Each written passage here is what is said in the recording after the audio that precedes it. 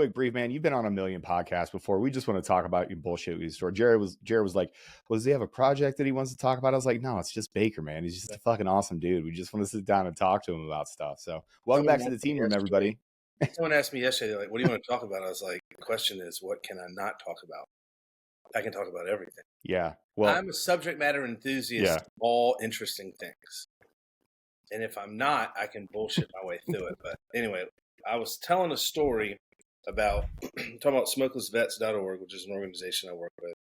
And I quit dipping in 2004. And then I was in NYU getting a master's degree in Arabic in 2011.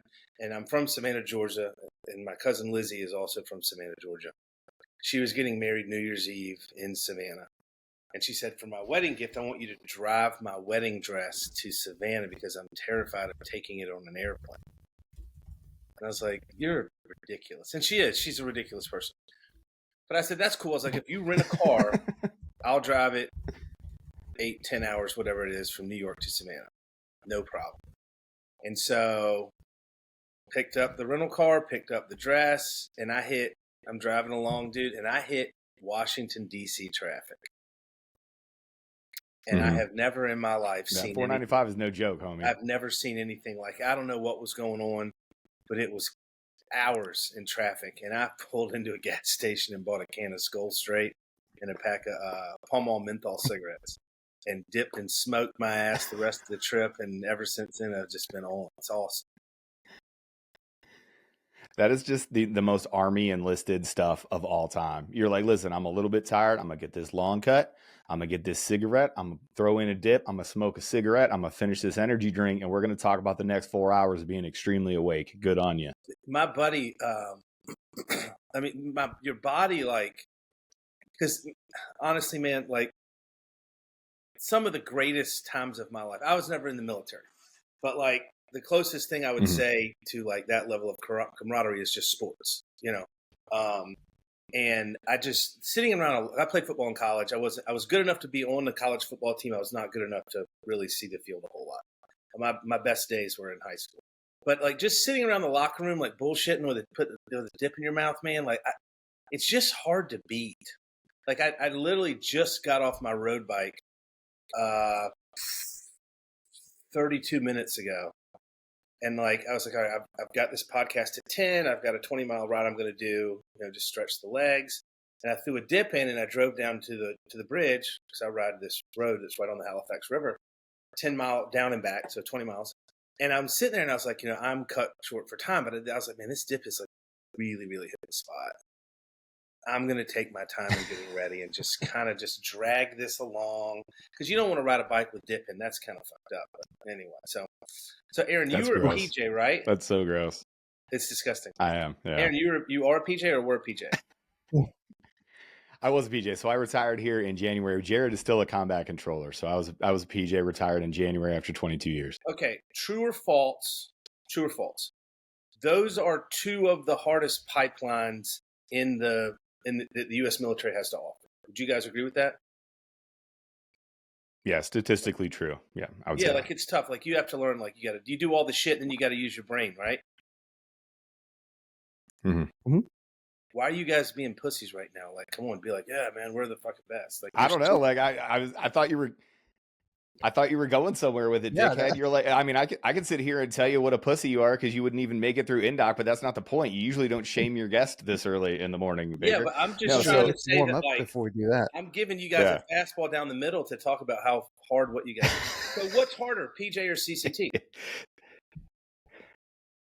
Well, at the time they were the same. I was going to say it depends on the timing. Yeah. So at the time, like back when Jared and I went through, you were going through Indoc the same. So combat controllers and pararescue went the same. Then there was a little split where the combat controllers started doing their own thing. And then now they're kind of like back together. So, at the time, and we've changed courses, right? So it used to be the indoctrination course. They changed to special warfare assessment and selection, which is what we have now. And it's an attributes-based assessment and selection that's still water focused.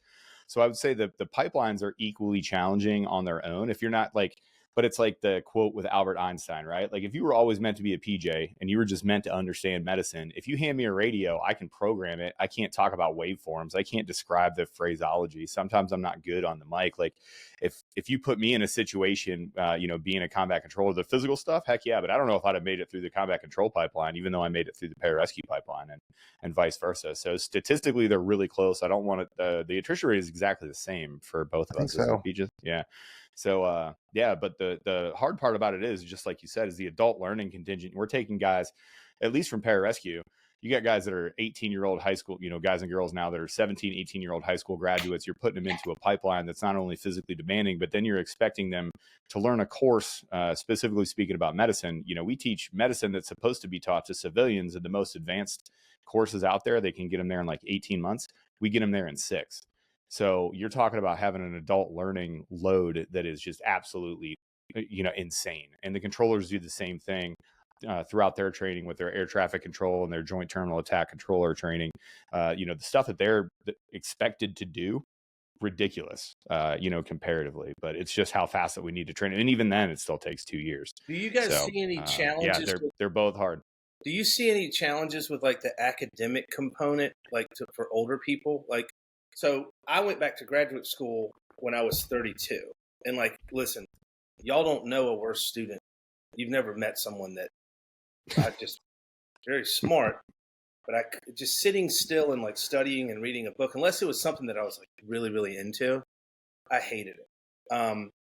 But as I got older and more mature, I found studying to be a lot easier. Now, like there's a component to like your brain, like learning things, like in an academic environment where you're like sitting there studying a book. But for me, everything kind of slowed down. Life, like I guess I guess I had more control of my mind. From an academic standpoint, as I was older, like, do you guys see that in y'all's fields? Well, so I think there's a couple aspects to it. One is that's kind of what the military is great at. It's great at training, and that's what the ASVAB is, which is the test that we have to take to get in. It's learning it's an aptitude test, but it's also testing how quick you're able to learn.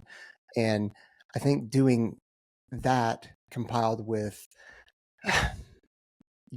how to study at that point at an older age. Hopefully you have learned how to study, and you're more dedicated and you're more focused, and maybe the drive to want to do X, Y, and Z and then complete said thing. I think that all that combined makes a difference.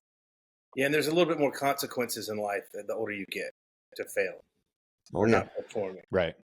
Well, so we just did an old guy episode. Everybody always asks us, right? We have a bunch of questions that people ask us all the time, because just like they're like, oh, well, that's got to be a hard part. The adult learning piece, that's got to be tough. They ask us, kind of the same group of questions all the time. We always laugh.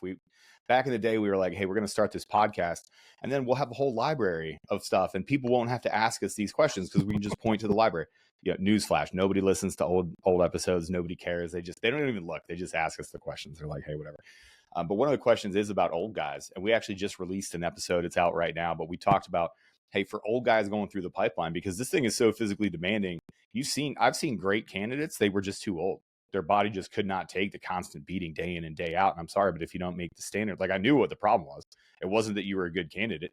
It was that your body, you just had too many miles on you and you weren't able to complete this thing. And, sorry, them's the breaks. The pipeline is the ticket to ride the ride. So, but one of the things that the old guys do excel at is exactly what you're talking about, is being able to learn to focus in that environment, time management, all those other things. People always focus on, oh, well, I'm old. I'm going to have all these disadvantages, so I shouldn't even try. We always try to tell people, you're going to have a million other things, just like driving that wedding dress, from Savannah to New York, or from New York to Savannah. But listen, you had all of those experiences behind you where you're like, listen, traffic sucks. This is terrible. But you're able to fix those things in your head. And meanwhile, we see like 18-year-olds that we present with this exact same scenario, and they just don't have the experience or the life experience to figure it out. And they kind of freak out and stuff. So there's a lot of benefits to being older, going through the pipeline. But educationally, you hit the nail on the head. You're a way better adult learner. You can focus, you can sit down, and you can read stuff, even if you are a bad student. Why the fuck did you get a degree in Arabic? Why did you go back for a master's? So I was in real estate from 2002 to 2010.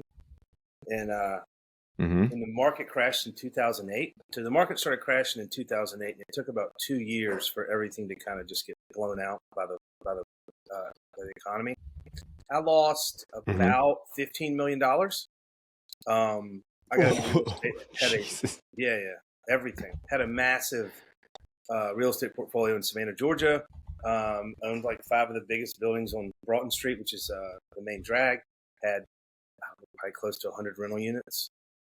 And everything, like you hear people like, oh, you know, this many rental units and that many rental units. But like I was in real estate. My family has been in real estate my entire life. My uncle's a big real estate attorney. My family owns shopping centers and commercial buildings. Like I grew up around real estate. I know it. And I started as an agent. Well, I graduated from the University of Georgia. I moved to Key West. I worked on a dive boat for 6 months. And then I realized that Key West is the furthest place in the continental United States you can go without leaving the country. So that's where everyone that's running from the law, child support, taxes, alimony, like the dregs of society live in these places. And everybody's living on the rock, baby. Yeah, man, my name rings bells around Duval Street. Don't you start talking about Key West like that. My heart will get a flutter. You know what I mean? And I was there for 6 months, and I just realized, it's like, I got to get out of here. This is crazy. So I packed up my car, drove home. My mom's like, what are you going to do for work? I was like, I'm going to get in real estate. It's like, okay. So I started working for Corbett Thomas Realty, which was the most high-end premier real estate firm in Savannah.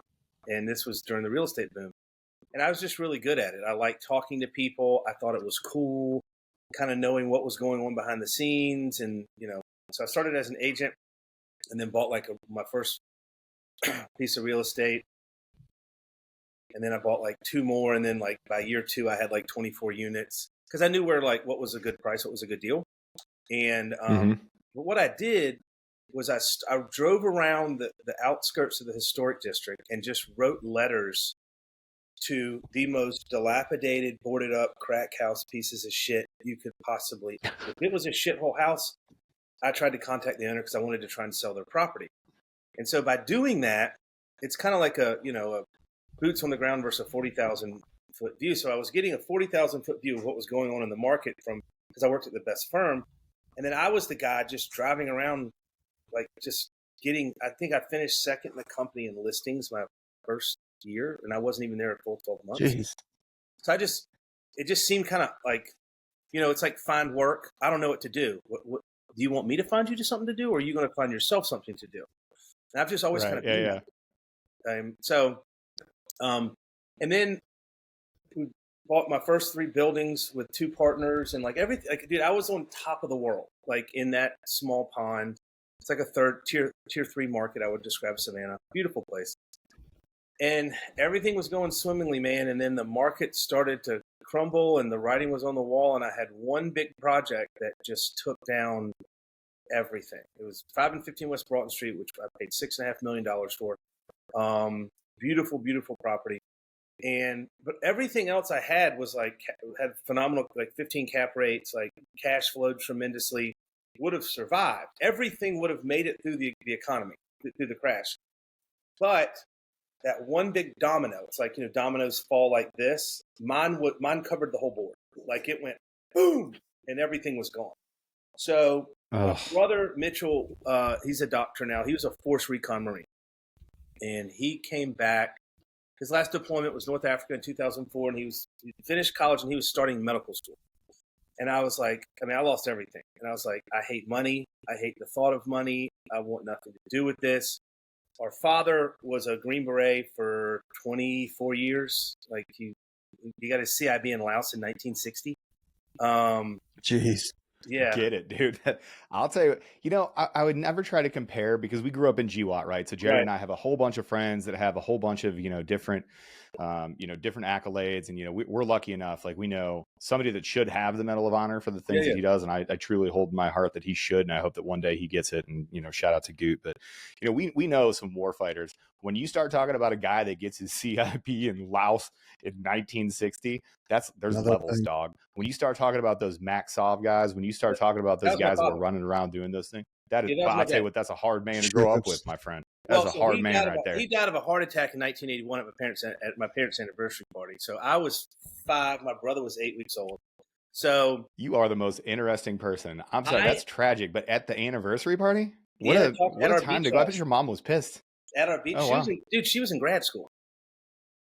He was talking to my uncle. So, but that's kind of one of those things. It's like there's always been that in the back of my head driving me, like measure up, you know. So like I have a self inflicted like measuring stick. Like I hold myself to a very, very high standard when it comes to a lot of stuff because of who my father was. So my brother, going back, I told him, I was like, Mitchell, I was like, I'm losing everything. Like this is, and he was watching it happen, you know, and he was pissed. Not at me, but just at the situation. He's like, dude, you need to do Rep 63, which is, as I understand it, I might butcher this, but it's in the Army and you go into the National Guard, and from the National Guard, you go to selection straight into the SF pipeline. If you obviously pass selection. So there were a bunch of programs for that at the time. His best friend in Force Recon, he had 3 guys in his team get out and go over to the Army and go into SF, and actually ended up making it to the unit. And his best friend Xavier Lindoff was one of those guys who just retired from the unit after a full career. But I was like, all right, that's what I want to do. And so I was getting ready to do that, and I had an inguinal hernia and a shoulder that needed to be completely rebuilt that was just shot. So I was like, well, I have to do something. I was 50 miles from Camp Blanding. The guy's like, hey, you're not going to pass MEPS. You're just not. I was like, well, shit. So I started going through the Defense Foreign Service Agent program in the Department of State. And I was like, if I have language and medical, I'll be good to go. So I went to NYU to get a master's degree in Arabic, and then I was taking emergency medicine classes at Columbia. So, and then, and like, listen, going back to my father passing away, the worst thing in the world, I get chills right now. I will fight someone to the death if someone feels sorry for me. The concept of someone feeling sorry for me or me feeling sorry for myself, that's like blind rage that I can't control. So, because like when you're growing up and it's like you bring your dad to school or father-son things or stuff like that. I grew up without a father, and the thought of someone feeling sorry for me because I didn't have a father, just no. I'm gonna beat you and your dad up. You're only 8. I don't give a shit. Like I have no tolerance for that. So I felt sorry for myself for like 48 hours. And I was repulsed. I was disgusted. I was sitting on my bed in my loft, and I was like, what are you doing, man? Get your head out of your ass. It's not the end of the world. I'm 32 years old at this time. So I got to New York, and I remember my car got towed my first night there. And it was my fault. And I was like, as a self-inflicted punishment, I'm going to walk to the impound lot out on the pier, which is 80 blocks away. And I got two blocks into that walk, and I just thought, no one here gives a shit about my problems because everybody here's got their own. If I was walking with my dick and balls hanging out, no one would care. So I get all the way to the impound lot. I would care. I bet you look great. That would be, that's a real fashion statement. Dude, I was like heavy into CrossFit. I was looking good, man. Like I was super fit, like had the abs and all that good stuff. But you're heavy into CrossFit too, so you like dudes. That's cool. So I mean, really, you're covering all the bases. You know what I mean? Like you actually, you sort of do like dudes. You're in good shape. You're in a place where you meet them every couple of days for an hour. So that's nice. I know, it's wonderful. Oh man. So I get to the impound lot. They're like, you got to have this piece of paper. So I had to walk by. It's all the way back to my apartment. Anyway, so started school, and excuse me, I went early, I stayed late, I sat in the front row, I did all the I've never worked harder academically at anything, and I've never been more frustrated because like they'd be talking about stuff. I was like, where did you guys learn this? Like I don't remember any of this, and I kept waiting on the CIA to come in to the room. I swear to God, what I'm about to say is true. I kept waiting on the agency to come into the room and be like, hey, this is a test. You've passed. Come with us. You'll get on this bus. Like I'd convinced myself that this was so insane. That's what was going to happen. So anyway, so that was August. That was in August. And then in December, I ended up starting a CrossFit apparel company called Tupood that makes Metcon belts and shorts. And so I ended up selling You started Tupood? Mm-hmm. I didn't know that. I was also heavily into CrossFit at this time, and I also had two pood gear. So Yeah, congratulations. there you go. Yeah, no And then way. All right, Baker, my and then man. 6 months after that, we started a drink company called Kill Club. And then Mm-hmm. I decided that I was an entrepreneur, and academia was stupid, and this is dumb, and I'm wasting my time. So we ended up selling Killcliff to a VC firm in 2015, and then we sold the balance of it to another VC firm in 2018. And then we ended up buying it back from them a year and a half ago. Okay. And that's kind of my path from there to where I am now. And then I met Evan Hafer from Black Rifle in 2015 or 16 at the premiere of Range 15, the movie, because Kill Club was like a primary sponsor of that. And then I just started working with him and consulting with Black Rifle, and then I ended up leaving Killcliff in 2017, and started a consulting firm. And then that's basically what I do now. That's kind of my little path there. Not super interesting, but it's very interesting to me. I'd like to take a step back just because you started talking about the kind of pity party, victimhood, that kind of thing. And I think that we've entered a time where everybody feels the need, because everything's like, we've gone to this, I need to do self-care now. I need to make sure that I'm good. We need to do that kind of stuff. And I would argue that I think that you can take care of yourself by actually taking care of others, like almost in the servitude of others. If you see somebody else that is struggling or just needs help, I think it's actually going to benefit you and them for you to help them out if you have the ability. It's actually fascinating that you say that, because I do that every single week. Like I've never even thought about it. It's never been a conscious decision. It's always been like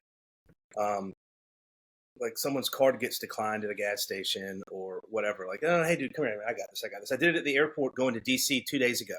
The guy didn't have his wallet after he ordered, and I was like, the guy walked off, and I was like, hey, what just happened? They're like, yeah, something. I was like, no, like I'll get his food. And I was like, hey, dude, come here. He's like, no. I was like, no, dude, listen, like, trust me, I'm a very forgetful person. Just pay it forward. Yeah, trust me, I don't care about this at all. Yeah. I don't care about this $8 transaction at all. I've done the same thing where it's like something will happen and you're like, no, just throw it on. Like somebody will have like the one thing and it's about, like, I'm already ringing up. I'm just like, just put it on here. It's an energy drink. I don't care about your $2. Like it'll actually just be faster for everybody. Yeah. And I think like servant leadership, there's a book that's literally somewhere within 5 feet of me that I would pull up. But I think before you're capable of leading anything, you have to serve. Like, I equate a lot of stuff. I see how I can apply it to business and like business experiences. It's like, if you've never been a janitor, how the hell can you ever be a CEO? Because I think the best leadership is the guy that's willing to do anything and has done everything. Picked up trash, set up events, set up booths, first guy there, last guy to leave, last guy to eat, And I think a lot of people in society today somehow we've created this movement of entitlement, and it's across all races, sexes, and everything. And like everyone just talks about their feelings and, oh, this hurts my feelings. Tough shit, dude. Like, deal with it. Like, if you've never dealt, like, and I think, we talked about y'all's pipeline, like, applying medicine or calling in airstrikes and having to speak quietly and professionally and clearly while bullets are whizzing by your head. Like, if you've never in your training, if you've never experienced that level of stress, like, you can't function. It's like, I always ask guys, I like asking guys like about their first deployment, especially guys from the early days of the GWAT. And it's like, did you study the right notes for the tests? Like, did your training work when you got there? Like, were you prepared? And and a lot of the answers in the early days, it was like yes and no, mostly no, but they tend to figure it out really, really quickly. And then the guys that came back were able to share those experiences. And I think that society in general is lacking a lot of that. Like, we don't ask anyone it's like a nanny state. Like, we try to make things so easy because we don't want to upset anybody. Like, here's a good example. Remember the first Rocky movies? Stallone would get ass beat for an hour and a half, and then in the last 5 minutes, he'd win. Yep. So you have this hero's journey of struggle, and then there's victory at the end. Versus nowadays, you watch movies, and they're not like that. It's like just smooth sailing, no turmoil, and like if you've never been through, the fire, like how do you know if you can handle it? And I always tell people like losing everything in real estate, the worst thing that's ever happened to you is the worst thing that's ever happened to you. Like you see a kid in middle school go through a breakup and they're heartbroken, and the adults laugh it off. Like, he'll get over that. And it's like, well, he will, but you have to understand he's never been through anything like this. So it's important that they do feel that pain and learn how to process that, because later in life, shit gets a lot worse. Like I had, like, I lost everything, and I was like, At the time, I was like, my life's never going to be the same. I'm never going to have fun again. I'm going to be miserable forever. I'm never going to be successful.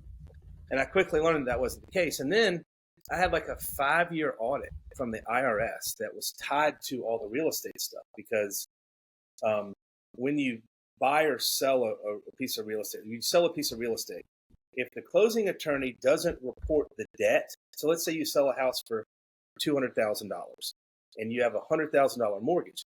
If the closing attorney doesn't report the $100,000 debt to the IRS thinks you made $200,000. And like, guys, I sold a ton of real estate. And they said in 2008, I made $1,012,000. And I remember talking to the IRS guy on the phone. I was like, hey, man, if you tell me where that money is, you and I can split it. He didn't think that was funny. He didn't think that was funny at all. I was like, they never do. I was like, in my 3 best years, like combined, like I don't think I made $1 million. I mean, I was making a ton of money, but and then it cost me $4,500 to get all of my documents sent to Washington State where I lived at. My accounting bill was $34,000. The IRS said I owed them $668,000 in back and unpaid. We're talking $725,000 just off. I mean, just expenses and stuff. This is just a $725,000 bill that you just got living in the worst state in the nation, Washington State. So, and it cost, and I remember Jim Trainer, he called me and he said, hey, dude, it took like 8-9 months to do all this shit. It was awful. God, it was awful, because I had to relive all that shit, go back and looking at all these documents, and it was just tough. And I remember he goes, all right, bring your checkbook. And I was like, hey, man, like, what do you mean bring my checkbook? Like, what does that mean? Like, what am I looking at? He's like, just bring your checkbook, drive up here. $574. That's what I owed. Yo. So that's the U.S. government. Brother, how excited were you though when you're like, because I'll tell you what, that drive-in, did you have a dip on that drive-in? I had like 6, and was holding cans. Was holding cans and spinning them, I was so overwhelmed. I walked out and I was sitting in my car and I made a video. And it's the first viral video I've ever made. And I said, I want to raise, $50,000 for the Navy SEAL Foundation, and we're going to do a bow challenge. This is like 2014, 2015 or something like that. And I was like, get a bow and shoot. I want you to shoot a balloon at 50 yards, 75, and 100 yards. And if we'll give $25 to the SEAL Foundation, $35 to the SEAL Foundation. And if you shoot a bow, if you pop a balloon at 100 yards, we'll donate $50 to the SEAL Foundation. I didn't call Todd. I didn't get approval. I didn't ask anybody's permission. I thought, a few people. Brother, you were in the fight. You were worried about the IRS and an audit scenario. You're just making videos in the car. I assume that you didn't do a whole lot of prep. Hey, everybody, go follow Baker over at Black Baker on Instagram. It's at Black Baker. 5,000 people participated in that challenge. Holy crap! What was the final donation? What did you end up giving? I don't know. I don't keep track of things. That's not my job. More of an idea guy, less of a logistics guy. For that. I bring people for that. My job is to bring the razzle dazzle. That is what I do. I bring the razzle dazzle to people's lives, whether they want to admit it or not. And that's just how I roll, And it was an awesome journey. Like I losing my dad and stuff like that. Like I wouldn't change a thing. I would give anything in the world to have a conversation with my dad about his time in the service. I was 5. I didn't know anything, but like just those stories. Right. Because like I am fascinated by the soft community and the different jobs and like, like Tier says I know more about the soft community than anyone that's in the soft community because I think it's the coolest stuff. Like, what was the hardest thing in your pipeline? Like, did you ever think about quitting? Like, blah blah blah. I love that stuff, and I've read tons and tons of books. But like, I wouldn't change anything. And like when people lose their father or their parents pass away, I'm like, hey man, I'm really sorry for your loss. That's unfortunate, but I just want you to know your dad died at like 75. And you had a lifetime with your father. I had 5 years with mine, and I would give anything to be in your shoes right now. And I remember one of my buddies was like, "My parents are getting a divorce," and he was crying. I was like, "Shut the fuck up, dude. Your dad's alive. Mine's dead. Just get your shit together." He's like, "Oh, you got to change this perspective." But the whole soft thing, like, no matter how successful I am, or that is something I can't buy. That experience, I can't buy those memories. Like, and I'm just obsessed with it. I think it's the coolest freaking thing in the world. And I think the thing that fascinates me the most about the soft community, and that's one of the things about working at Black Rifle that I adore, is my exposure to all these guys. It's not the kicking in the doors. It's not the cool guy pictures. It's not like killing bad dudes. It's none of that shit. It's the ability to like communicate. So like, I think that is a skill that is increasingly lacking and getting diluted in society on a daily basis, is the ability to communicate thought to where it is quickly and easily digestible, and more importantly, where it can be shared to other people. Like, I know that you guys have complicated shit that you do, and you have to be able to share that with people that aren't as intelligent as you are. And sometimes you have to communicate with different people, and I think that's just kind of a fascinating component. And I don't know how in the hell I got on this subject or this rant. I don't remember what I was talking about. I don't care. I don't want you to stop. It is something though that we've heard it a couple times from civilians or people that aren't quite literally indoctrinated, right? Like if you don't live in that world, like we make jokes about using acronyms and stuff here, but when you're in a room like Jared, Trent unfortunately is being the world's best youth soccer coach this morning. That's why he's not here. But when we talk, like it is a shorthand. When you get a bunch of folks like us in a room, there is a shorthand in which we speak where we're looking for, don't give me this long story, man. Give me the bottom line up front, give me guidance and desired end state. And then we're just going to go. And when you start like putting things together like that, people are like, oh, you military guys talk so weird. And be like, well, yeah, but we just gave 2 chapters of information and 2 sentences worth of noise. And that person can then go do a whole bunch of things. I always tell the story, we took the Ardennes forest off of a single telegram and it was 2 sentences long. It was like, take the Ardennes, stop. Report when done, stop. Like that was it. That was as much as military communication needed in World War II. Yeah, exactly. I remember we were in Texas and Matt Best was standing on my left and Jericho was on my right, and they were talking. And they didn't say any verbs. They didn't say any nouns. They just used acronyms and some adverbs and adjectives. And I was like, I remember because I'm 5'10", Jericho's like 5'6", 5'7", and Matt's 6'2". And like, I'm going like this. And I was like, what in the fuck did you guys just say? Y'all didn't say anything. Like, yeah, we know what we're talking about. It's like, yeah, but I'm trying to experience this. So like, what the hell does all that mean? So yeah, Black Rifle's that's a very, very real thing. Yeah, Black Rifle's been a wild ride. That's been amazing. Learned a ton. Learned a lot of good stuff. Learned a lot of stuff not to do, how to handle certain situations, some PR nightmares we've been through and all that stuff. So which kind of led me to what I'm doing now, which is I'm doing a ton of like political consulting in DC. And just it's fascinating to be able to take a skill that you've mastered over the past 15 years in the consumer packaged goods space, which is what I've been doing. Like, consumer CPG, this is a consumer packaged good, consumer packaged. Did you send me those CBD drinks, by the way, Baker? Did you get some? I had I had the Killcliff goat drinks show up like 2 cases at my house. Yeah. Wasn't it the exact one? Wasn't addressed to, it was addressed to me. No return address. Nobody ever was like, hey, I sent you that pack. My wife and I have been joking like those things are fantastic. I've been killing those CBD drinks. She's like, did you ever find out who did? I was like, the only person that could have sent them to me was Baker, but he would normally give me a text message and be like, hey, dickhead, keep your eyes out or something like that. I was like, it didn't happen. I don't know who sent them. I just assumed you would figure that out. And I was right. Well, joke's on you, idiot. Yeah. There's smart PJs and there's strong PJs, and guess which one I am? But the stuff with neither is like there's no difference between a consumer packaged good company and a political campaign. And I remember I went up there for the first time in January to do some like consulting and like a speaking presentation on censorship amongst conservatives in social media. And I just remember talking to different Heritage Foundation, Americans for Prosperity, met with a bunch of senators and congressmen. I just remember asking them like, hey, what are you guys doing this election cycle that you're excited about? Like, surely you've got something that you're really ready to get just pumped about. They're like, no. I was like, so you're just going to do the same shit you did the last election cycle and hope for a different outcome? They're like, oh, yeah. I was like, well, you're going to spend more money. They're like, yeah, we're going to spend more money. I was like, but you're going to do the same shit. So right. I was like, maybe instead of doing this, and this, why don't you try doing this and this? Because in the consumer packaged goods world, I have to convince you to give me money for a product. Okay?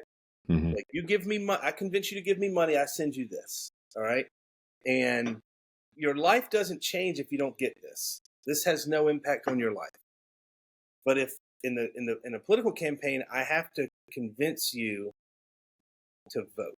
You got to give me the most precious thing in the world you have, which is time. It's the greatest asset in the world. Time. It's the greatest commodity in the world.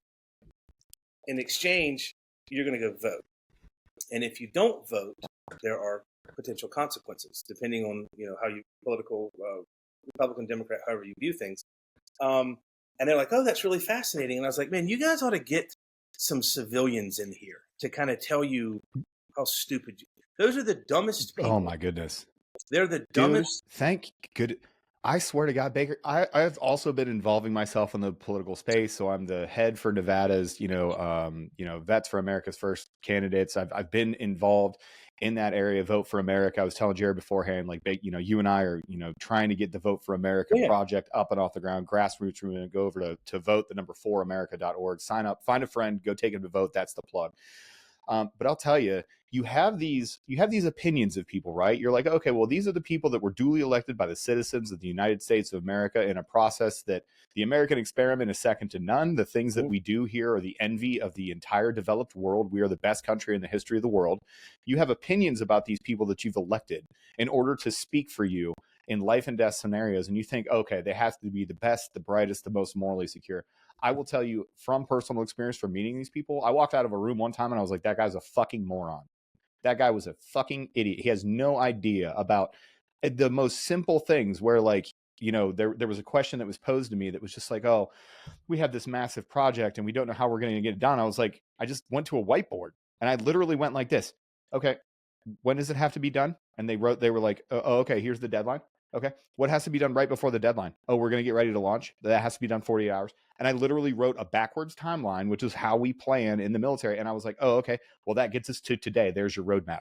And literally one guy looked at me and he was like, how did you do that? Where did you go to school? I was like, where did I go to school? Those are the Army troop leading procedures, bro. I wrote that the Army has a manual to teach 18-year-old machine gunners, how to take a hill, dude. That's all that is. That is, take your guys and go kill the guys on that hill and then stay there until somebody else can come and replace you. I was like, how do you guys not know that you call? And it was hilarious because they invited me into the war room just like as a joke.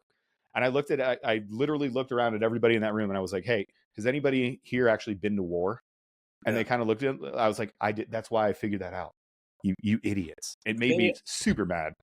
Those people are not, the reason they're in politics is because they are not capable of doing anything else. They're so insulated. Right. And this, dude, I mean this, what I'm about to say. I think that some of them, there's more money, and not on the elected official side, in the staffers and the different support organizations. The lobby space. Yep. There's more money for them if I'm a Republican. It's not a secret. There's more money for them. Yeah.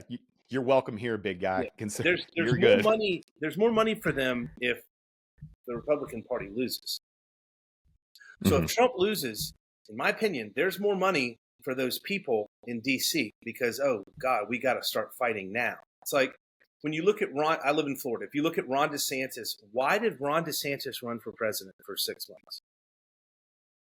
Why? You're running against Donald yeah. Trump, whether you like the guy or not. Right. That's the guy. Right. And so that's the guy. Yeah. His campaign managers, if he had not run that campaign, they would not have gotten paid. So they're willing to damage their candidate to put money in their pockets. Now, if you look at Ron DeSantis, during his campaign, he was trying to be Trump. He was talking with his hands the way Trump does and all this stuff. And he was trying to fight Trump. Styles make fights. He was trying to fight Trump the way Trump fights everyone else. Which you can't do that. No, you can't. That's just, this is not a thing. Yeah. Yeah. So, but if you look at him now, he's the baddest son of a bitch in politics. Like the stuff he's doing in Florida, the way he's communicating, the way he's talking, he's being himself. And he is a superstar. But the amount of money that flows through DC would melt your face. For example, the Republican Party has spent $750 million on the last 3 Georgia Senate races and lost all 3. All 3. They put terrible candidates up. They put absolutely and I'll tell you what, Trump, we're kind of going into the political space here. Trump really did screw up in 2022, and he was angry and told people not to get out and vote. And that really did screw up that Georgia 2022 race. But the fact that we had the candidates that we do, Arizona as well, is a terrible, terrible candidate presentation. Dude, Donald Trump will I love Kerry. Donald Trump will win Arizona by 8 running to away 14 points. Mm-hmm. No, I'm sorry. 6 to 8 points. Kerry Lake will lose by 14. Yeah. Like that's the one candidate that, and any other candidate would wipe the floor with that Democratic guy because he's a shitbag. But like, there's just something about Kerry Lake. And then Herschel Walker. You don't have to do opera research. You read his biography. Oh, I was gonna say, yeah. Did we do any opera? I'm a crazy fucker. You guys got the opera with the book. Yeah. He did his own opera research.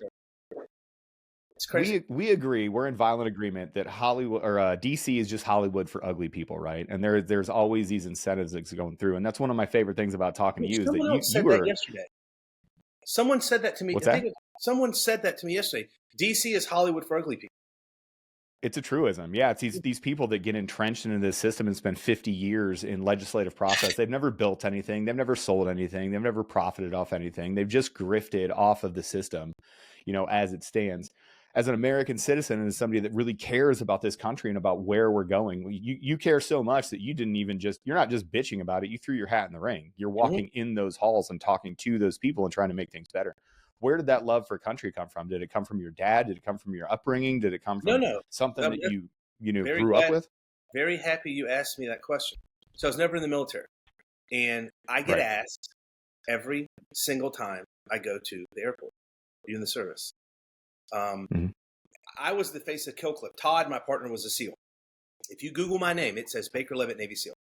That's how many times people have looked me up thinking that I was Todd. Jeez. Kill Cliff. So for me, my dad was a Green Beret for 24 years. My brother was a Force Recon Marine. My mother retired as a major. And every time I go to the airport, I get asked, like constantly, or my affiliation with Black Rifle. Oh, you were in Special Forces. No. That's Evan and those guys. That's not me.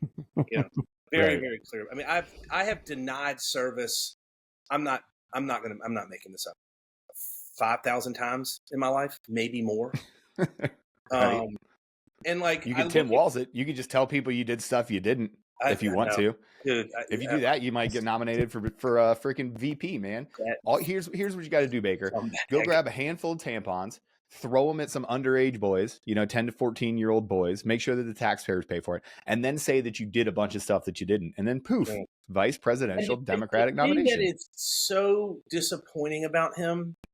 Is that every little lie that he's told had no impact on where he is today. Nothing. It did no good. He didn't need to do it. No, because it didn't add anything to his story. It's like, hey, bro. I heard something. 24 years in the Guard or whatever it was. Dude, good for fucking you, man. That's awesome. Great. That's good job. You fucking did it. So my desire to serve is based on the fact. So I have a thing. Just because you didn't serve then doesn't mean you can't serve now. You don't have to be 18 or 24 to serve your country. You can be any age. And so for me, it's like, okay, I have the ability to make an impact in what's in this election. And that's only going to grow. Like, because I was talking about it earlier, it's like it is honestly, it's the most fun and the most rewarding work I've done maybe in my entire career, because I'm 49 now. I've been doing this for a long, long time, working in the marketing, influencing people to do things that you want them to do. And sure, when you kind of master that art and understand how the consumer thinks, and then how all the marketing pieces of the puzzle, social media, digital, all that stuff actually work and flow within the system, and then you take that package to DC, where you're like, surely they know all this. Like, surely, like, these fucking dudes know how to do this shit. And you start talking about like marketing 101, and they're like, oh my God, that's brilliant. It's like, no clue. No, it's not. No clue. I could do this. I literally looked at one guy. I looked at one guy and I was like, hey, do you want me to manage your social for you? Because you suck. Like, do you understand how any of this stuff works? Like, just these simple things, like rule of thirds, supply and demand, having a coherent message. None of it. No clue. So, I'll give you an example. Tim Sheehy is running for Senate in Montana against John Tester, who's a big fat troglodyte. Just taken allegedly. No, not allegedly my ass. No, factual. He's taken more dark. The best defense against libel is the truth. So yeah, what's his name? I'm gonna pull him up. What's his name? Mark. What's his name?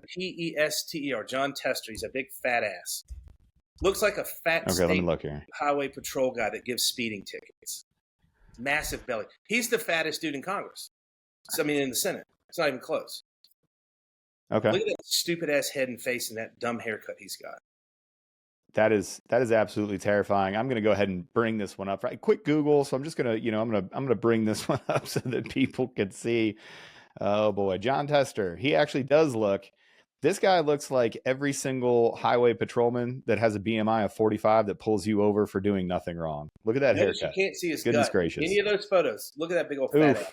Look at this one. Look at goodness gracious. You can see from the jowls. These are the catfishing photos. You know what I mean? It's a girl that's really good on the dating sites. That's good at like taking the angles, and then you meet up, and she's like 255 pounds. You're like, whoa. The picture of his belly that you pointed out. What you didn't look at was how long the tie was. That's a very long tie. His tie's 5 feet long. That means it has a lot. He's not a big tall guy. Like he's just a big fat guy. So I'll give you an example. So. Tim Sheehy lives in Montana. He's running for Senate, and Tim was an Eagle Scout as a young boy. Which is, what does that tell us? That means he is willing to take on a very challenging task at an early age and see it through completion. All right, so we're looking at his biological passport. All right, that's impressive. Naval Academy, bunch of nerds. They're nerds. They're all nerds. Oh yeah. However, 100%. Naval Academy is not easy. I don't give a shit what anyone says. Going there, getting in, and graduating is challenging. All right. Then he became a SEAL. All right. Did 2 deployments. Bronze Star with V device. Got a Purple Heart. He got blown up. And that's awesome. Like, you did the thing that most people are unwilling to do, and even more can't do it. That's badass. All right. The way the SEAL officer program works, like, he got pushed out due to injury and all that stuff, and they, younger guys wanting to do the job. So he got out and he started an aerial fire suppression company that he sold for $350 million. Mm-hmm. Also really hard to do. Okay. He's 38 years old. So think about that for a second. And then 5 or 6 months ago, he was on vacation in Florida and saved like 3 people that were drowning. Just swam out and got them, brought them back in. Okay, so I know a ton of SEALs just because my time at Killcliff, like I know a bunch of them. And I was like, hey, man, I've never heard of this guy. So I asked like Dave Castro from CrossFit and a bunch of my other SEAL buddies, like, do you know this Sheehy guy? They're like, no. And then one of my business partners in a company called Outsider, Sam was a SEAL for 20 years. He retired in February. I was like, hey, dude, can you find out about this guy? Like, I'm just curious. So he sent a bunch of text messages and he sent me the screenshots. And like, hey, you know the Sheehy guy? They're like, oh, fuck yeah, I know Captain America.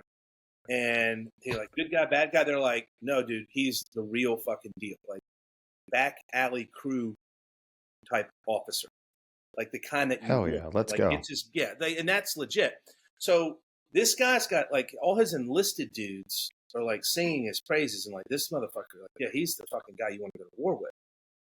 That's how you can tell, man. You get those E5s and E6s that are like, fuck yeah, that's a dude. I mean, Jared and I right now are thinking of 3 or 4 officers. And if you said their name to me, I'd be like, no, he needs me to go where? Oh, I'm gonna go kill somebody for this guy. Yeah, because that guy's he's but the there's only man. a couple. There's only a couple because, and especially like, oh yeah, Navy SEAL officers that went to the Naval Academy, like they didn't drink in high school. They're dorks. They think they're funny. They're not funny. Like, I mean, shit. Like, I'll say it to their face. Cat people, old money. You know, but right. you know, but still, it's tough. It's not easy to do those things. So now we have a guy that's like a stud. Like, because my whole thing is this: I want to work for fucking dudes that have taken a punch or thrown a punch. Like, if you've never been in a fight, fuck off. You know, like I don't want anything to do with you. Like I like working.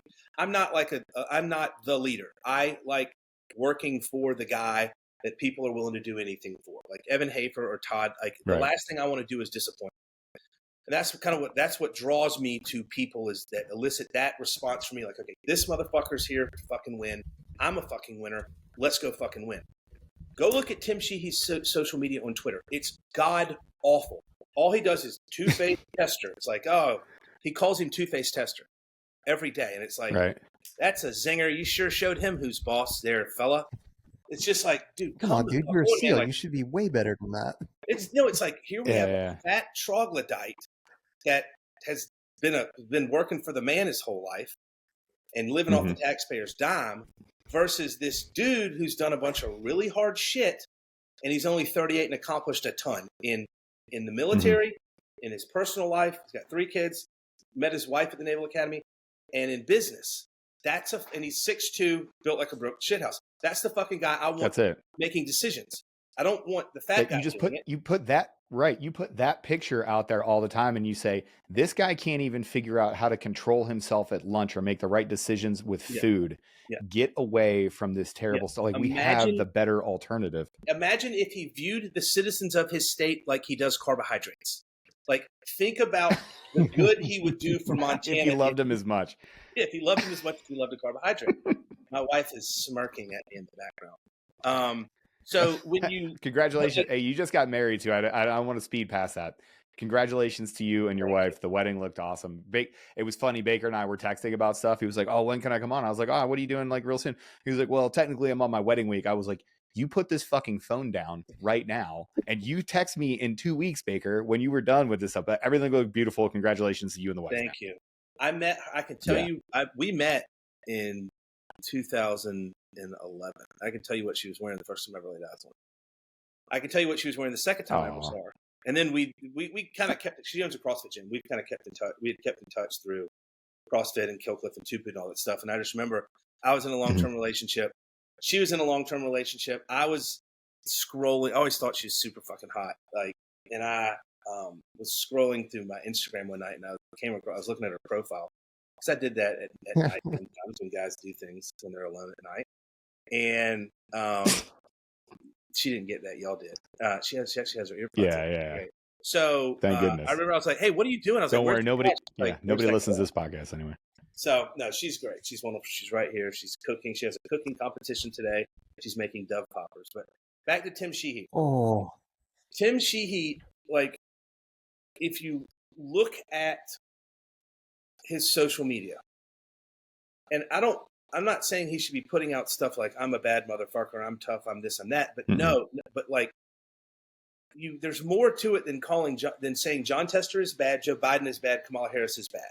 It's like, give people a reason to follow you. And all you have to do, you don't have to embellish your service record. You don't have to say shit. All you have to do is like give examples of how your previous life is going to prepare everybody for working for them in the future. Now, he is leading John Tester in the polls. We feel pretty good that he's going to win that seat. However, this is how fucked up politics is, man. Montana has a population of like 1 million people. And this will be the most expensive political campaign per capita in the history of the United States of America. They'll drop $1 billion in that state. That's crazy. That's absolutely insane. You're right though. I'm on his X right now, and it's a lot of two-faced. Yeah. Two-faced and two-step. Man, if you ain't Trump, you don't have to do that. You just talk about his record. Talk about your record in contrast. Talk about the decisions that you're going to make in contrast that are actually going to help your constituents. Give people a reason and a way forward, not just like I can make fun of people all day. Newsflash, it doesn't get me a political seat. I'm super judgy. I can make fun of anybody. Yeah. I yell all day. All day. But the thing, it's like, I think that's what Carrie Lake's problem is that people, like, there's only one Donald Trump. That's his style. Right. And Yep. we have known Donald Trump his entire existence, his entire life. And we know who he is and what he's about and how he communicates and all that stuff. And it's awkward as shit. I've been around the world 4 times, I think. And I've never in my life met anyone that talks like him. It's weird. It's weird as shit. It's bizarre. He doesn't use numbers, nouns, and verbs. He uses adverbs, like 10 a sentence, you know? And I think when people try to copy that bites him in the ass. I think that's what Carrie Lake's problem is. It's like when you try to pick a fight. So Donald Trump has been fighting. If you've never read the book, The Art of the Deal, I highly recommend you reading it because it basically his whole life. You will learn this is all he's ever done is fight people in the media. This is what he's done. And I think that when people like Carrie Lake, they try to get their sound bites, like it's like, I don't mind. I know I'm going to get gaslit by following Donald Trump and listening to Donald Trump, and I know what I'm in for with him. But that doesn't mean that you're not going to be held to a higher standard as an elected official. So, like, Carrie Lake just talks shit and tries to pick fights with people, and it doesn't come. And the sound bites are good. Like when she owning the libs is funny, and like owning a reporter is funny. But Carrie Lake is a terrible candidate. She's the people of Arizona don't want her. They made it clear last time. I get it. There was malfeasance in the election. There's malfeasance in every single election, everywhere in the history of the world. There always has been. I got it. The fact that she's talked about it, like the fact that her. Here's the deal with that. There are winners. There's going to be a winner and there's going to be a loser. And no one gives a fuck how you win or how you lose. They only care about if you won or if you lost. Win or lose. There's no asterisks. There's no buts. There's none of that shit. Like you were going to win and like just stop talking about it. So you lost. You got beat. They cheated. So what? Yep. Hey, why didn't you cheat? You too stupid to cheat? Well, you know? And then the question too, and this is the problem that I've had with the Trump campaign since the very beginning too, is like, okay, great. You want to say that the election was stolen and you truly believe that? I believe it, to some event. Of course, I think it was rigged. It was rigged because the mainstream media provided 100% positive coverage for everybody that wasn't named Donald Trump, and they got 97%. Yeah, I got it. All of it. Great. You want to call it rigged or you want to say, influence or whatever, that's fine. Okay. So question number one, then, if we agree that that's true, okay, then what are you doing to make sure that it doesn't happen a second time? You need to tell me how you're going to win this time. I don't want to talk about the past anymore. Tell me about how we're going to move forward. Tell me about what policies you're going to have. Tell me about how you're going to move forward and win this election. And then we'll talk about reforms after that. But we never got past step one. Knowing Carrie Lake, again, playbook is super, super important. I will say this. Right. I personally don't think the election was stolen. I don't think that's Here's what I think happened. Not from a illegal standpoint. So they changed the rules because of COVID. All right. And ballot harvesting. Here's what happened. So when you go into major cities, like having lived in New York, there's buildings with thousands of apartments, of low income people. Knock on their door. Hey man, here's $20. Are you registered to vote? No. I don't want to get you registered. Hey, I'll even handle your ballot for you. Like, just give it name. to me. That's all it is, man. Here's $20, and I'm gonna come back in 3 weeks, and you're gonna get a ballot. It's gonna look like this, okay? And when I come back in 3 weeks, you're gonna fill that out. I'm gonna fill it out with you. I'm gonna help you do it, and I'm gonna give you another $20. Okay, cool. Yep. They come back, they fill it out, give them their other $20, Zucker bucks. And they take that ballot with all the other ballots and they go dump them. And so I don't necessarily know. It's like politicians and insider trading. It's not illegal. Mhm. It's not insider trading. Is it unethical Right. and bullshit? Fuck yeah, it is. But it's not what they're doing isn't illegal. So when you make it illegal, then it becomes illegal. But what they did was they outsmarted the Republican Party and beat their fucking asses. That's what they did. Now, do I think that like Dominion voting machines are like switching votes and shit? I personally don't think that, but I by no means have enough information to say one way or the other. But I think what they did, like, why would you fight to have voter rolls cleaned up? Like, why would you sue the state to prevent, like, so if you look at, they just pulled 740,000 names off the North Carolina voter rolls. And then if you look at like mail-in ballots in Pennsylvania, this cycle compared to last cycle, it's down like 900. The numbers don't. Yeah, the numbers don't match up. Now, one thing I'll tell you what, they're fucked up is the Act Blue. Like when you have a house, a woman that works as a cafeteria lady at a public school, then has made 17,000 donations over the past 6 months, totaling like $87,000. 280. Yeah, exactly. Yeah, that's weird. Hey, there's some shit there. Right. So just what are you going to do to stop it? I'm with you, man. Like, hey, listen, man, like you guys have access to like unlimited funds. Like, what are you doing? Like, what are you doing? Well, do something. So let me ask you this, right? So, because we have a bunch of our folks, and we talk about this all the time, because our job is to guide, to mentor, to find these young folks and give them we try to give them the most transparent information. We're not owned by anybody. The Air Force doesn't tell us what we can or can't say. I can endorse whatever political candidate I want. Jared can't, because he's still in, or at least you can't do it in uniform. I can say whatever I want about my conservative tendencies and whatever, but we have conversations with these young folks all the time. They're like, hey, we know that the country is headed this way. We feel the instability. So for those young men and women right now that are asking this question and that do feel, uneasy about the future. And we know, like, obviously, as you're laying it out, like there are political issues that we have to worry about and whatever. How can they engage at their level, and how can they feel like they're part of the process? So if you want to be a part of the process, be a part of the process. Like, it's a crawl, walk, run thing. And a lot of people like, oh, I don't have enough followers on social media or any of that stuff. That's a crock of shit. So every single person listening to this podcast has interacted with someone today that did not vote in the last election. All right.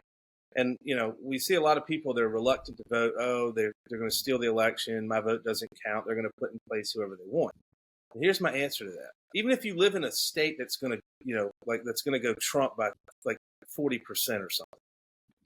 Right. So if you believe that they're going to steal the election and it doesn't matter, the way to guarantee that is making sure you don't cast your ballot, letting them cast your ballot for you.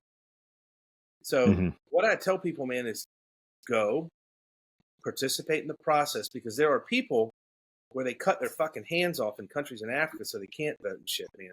Like, go vote. That's your civic duty, dude. It takes, like, give up a couple hours on one day. Vote early. Go vote early. There's no lines at early voting. You don't have to vote on election day. Spend 5 minutes. Google where you live, where to go vote. When does early voting start? It's really, really simple. And like when you don't vote, that's basically 2 votes for the other guy. And then as far as like becoming a part of the process, educate yourself. Spend a little bit of time kind of learning how, and this will travel with you into life. And as you go further in life, like literally, remember when we were kids and you'd hear adults sitting around talking about politics? You're like, man, how the hell do they know that? God, they must be super smart. No, they just spend a little extra time learning about things that can have an impact on their life. And go to the Heritage Foundation, go to their website, go to Americans for Prosperity. Look at some of the economic issues that they're fighting against. Go to Concerned Vets for America, which is under the Americans for Prosperity umbrella, and look at what's going on in the government affairs space that affects veterans, laws being passed and things like that. Go volunteer at a VA clinic. Like that's another thing I think that's super interesting. Like if you look at the VA, so my brother, we were talking the other day. I was like, what are the problems with the VA? Like, what is the VA facing? And he said, how much time you got, buddy? Huh? What's that? How much time you got, buddy? Yeah. What are the problems with the VA? In 2 minutes, I can tell you all the problems with the VA. Right. Right. So number one is the administrative people that work there. They're absolute garbage people that they do not do anything to help the physicians. So my brother did his residency, his after medical school at the Shepherd Center, which is in Emory, which is in Atlanta, Georgia. That is a massive VA hospital. His surgery residency was in Stanford, was at Stanford in Palo Alto, California, another great VA clinic there. So when you look at the doctors working at those VA facilities, they're all pretty much co-located next to very prominent medical schools. So those doctors spend a lot of time at the VA, and then 3 or 4 days a week they're at those medical schools teaching. These guys know their shit. Okay, these are his words, not mine. And my brother, very, very successful physician and cares deeply about that stuff. He's also very much into the academic side of medicine. That's his true passion, but he's the best at what he does. And if you look at the root of the problem, my brother will see 24 patients in an afternoon. A VA doctor will see 6. Why is that? My brother gets paid on volume. Okay. VA doctors, it is a very, very safe job. You can't be sued. You don't have to worry about paying malpractice insurance, and you can do a lot of focus on academic. There's no incentive for them to see more patients. So you have to solve 2 problems. One is the people that work at the VA that are not doctors. You have to blow them out. You've got to get a higher qualified individual in there. It's like taking someone from the DMV. He said that the staff, administrative people at the VA do not do any form of paperwork for the doctor. That is why the doctor can only see 6 to 8 patients in an afternoon.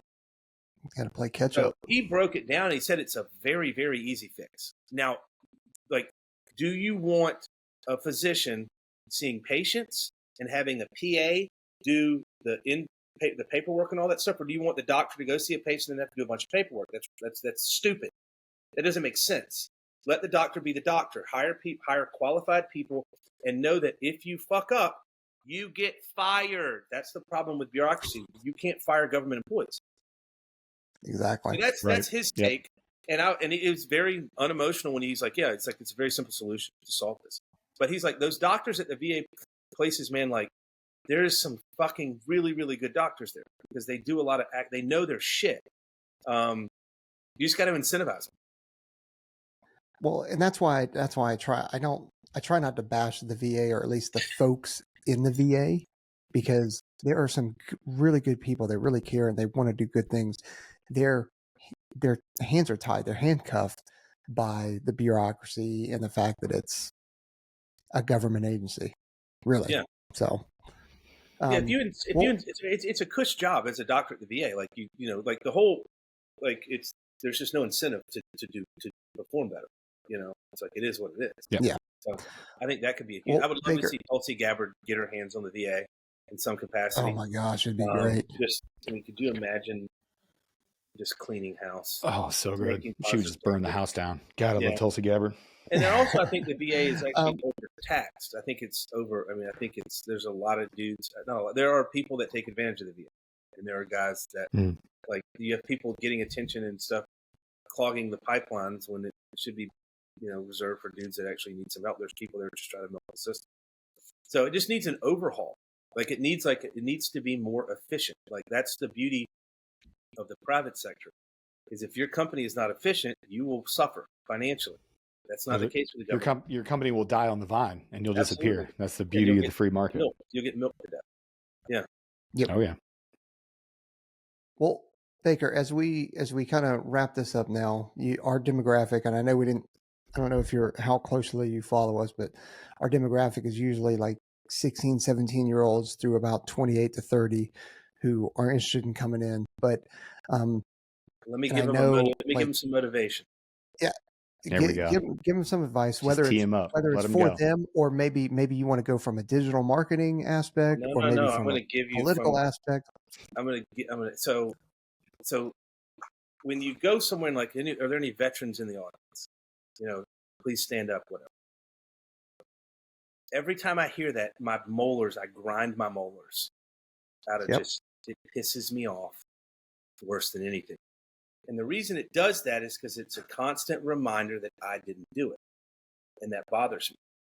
And so I guess what I'm trying to get at is there's this thing called regret in life that you can't regret. Like if you have a secret, like you've done something wrong or you have a secret that's eating at you, you can clear the deck with that just by using your mouth. You can tell the secret, you can come clean, you can, hey, I've been lying about this, or, some dude that's running around with his wife or whatever.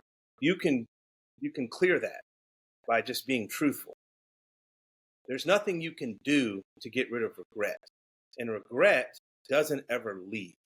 You may not see it or it may not rear its head, but there comes a time in life as you get older and you realize that the reason you didn't do certain things weren't really good enough reasons not to do them. Because, dude, guys, I am 49 and it is the greatest time of my life because the wisdom that I have from mistakes I've made and mistakes I've seen made. It's overwhelming. And that's the one thing that I would tell people listening to this that are thinking about joining. And you don't have to be a soft dude. You don't have to be you don't have to be anything, but just give it. You don't have to be the best. You just got to show up, man. Like if you have a positive attitude, you show up on time, and you have the right equipment with you, you can accomplish anything. And we can go back to when I was talking about academia. Like, if you're about to graduate high school, you don't have to go to college. You'd probably be better served to go join the military and live 4 years of your life in a different environment and then go to college. I don't have data on this, but I guarantee you this. Yep. Dudes that go to college after the military perform exponentially better than if they had gone from high school straight into college. Like, I don't think anyone in the world would disagree with me. So my thing is it's regret. Like Mike Morton was a Navy hard hat diver. Mike Morton is from North Carolina. He is about 5'2". We'll round up and say he's 5'4". And he was a Navy hard hat diver in the 90s and didn't like it and got out and drove a truck in Alaska for a year and thought that sucked. So he joined the Army and he was a light wheel mechanic. And for those of you that don't know what a light wheel mechanic is, that is a guy that works on the wheels of Humvees. And he saw a tryout for a special missions unit. And he's like, well, I got good endurance. I'll give that a shot. This dude's 5'2", 5'4", 125 pounds soaking wet.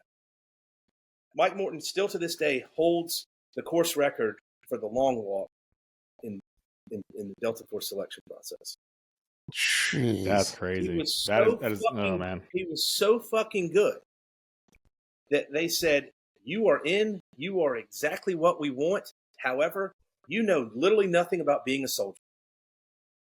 So imagine trying out for Delta. They're like, you're fucking in, bro. And they have to send you to the Q course to go learn how to be a soldier for 2 years. And then he graduates the Q course and he goes and he's on a Sabre squadron at Delta for 13 years. All right. So I think that the military and things like that are tough and completely foreign to young listeners, you learn a lot about yourself. You will learn way more about who you are and what you're made of and what you're good at going through something physically challenging more so than you will in college, something that is an academic setting. So it's 4 years. You're 18 or 22 or whatever, or you just graduated college, you don't know what the fuck to do. Join the military, go do 4 years. You may love it, you may hate it, but no one can ever take that away from you. And I think in the business sector, when I look at guys that were in the military, the thing that really is appealing to me, and we hire people all the time, the thing that's really appealing to me is that the chain of command. And every day in the military, you wake up, you know who works for you and who you answer to. And it's very, very clear, concise responsibilities every day. There's whole pictures. We make entire pictures of entire organizations where you fit. You can just go look at the org chart. Yeah, and you learn structure. So my brother, for example, Mitchell graduated second to last in his high school class. Okay. And we were like, hey man, you're either going to go away or you're going to join the military. Cause you're fucking up, he's a little piece of shit. And so he joined the Marine Corps I knew it was the Marines. I was going to say it. I was going to be like, how long did it take him to join the Marines? You told that story, and I was like, that kid's a Marine. He joined the Marine Corps. He's a Marine, and then he went boot camp to School of Infantry, and then he went through amphibious recon indoc and made it, and he was on a force recon team. And they deployed to Mosul, and they went from Mosul to Liberia, North Africa. And the level of suffering that my brother saw in Africa, because like in the Middle East, like the dead bad guys, they drag the bodies off. In Africa, play it where it lies. They just let them sit there. And they had a combat dive into Bushrod Island that got called off because of the number of corpses floating in the harbor. So they go in. Charles Taylor gets whisked off to The Hague. He said it's the most meaningful thing he ever did in his military career. He's like, there was a night where everything that I trained for was worth it based on one single night. And so the level of suffering he saw made him want to become a doctor. So I think that the military, for a lot of dudes, brings out the best in them. Like, I'm very successful. My brother's very successful. My brother graduated my brother Mitchell graduated last in his high school class. I graduated second last.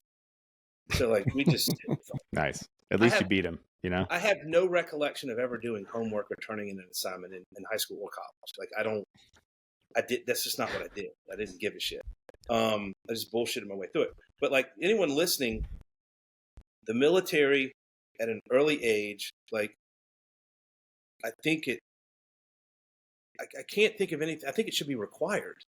Like the IDF, like in Israel, you have to do 2 years. I think that that type of service should be required in this country, but because I think it's one of those things where, you know, I believe in free will, but I also believe that people that are older tend to know a little bit more and, like, you know, than the younger guys, and you should listen to them. But, like, what else? What are you going to do? You're going to go to college. You're going to drink. You're going to chase girls, which you can do in the military. You guys are pretty fucking good at drinking and chasing girls. And then, like, you don't know where that's going to lead. Like, you don't know. Like, I think you'll get exposed to things that you've never been exposed to. You'll see what you're good at. You'll see what you're bad at. Like, you could be the next Delta operator, or you could be an accountant or a cook or a chef or whatever. But here's the thing, man. No one can take experiences away from you in life. They're yours. And you get to my age, you get older in life, and it's like, man, I want to go do that. I'm too old now. I can't do it. You know? Yeah. Like, and so I have that regret. So when they're like, are there any veterans in the room? Please stand up. And I'm like, God damn it, why didn't I do that? Every time I go to the airport, I buy a bottle of water. You in the military? No. So that's what I would tell them, man. It's like, just don't have any regrets. And I think that a lot of people put themselves on an artificial timeline in society. That's just not important. Like, I need to be married at this age. I need to graduate college. Like, and that's another thing.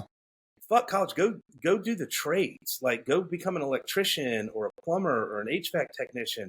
Like, dude, you'll be retired with $1 million in the bank when you're 40. You know, like, there's so many alternatives to college, and being older, wiser, and more mature with a little bit of a greater understanding of how the world works and how a big ass system works, which is the military, chain of command.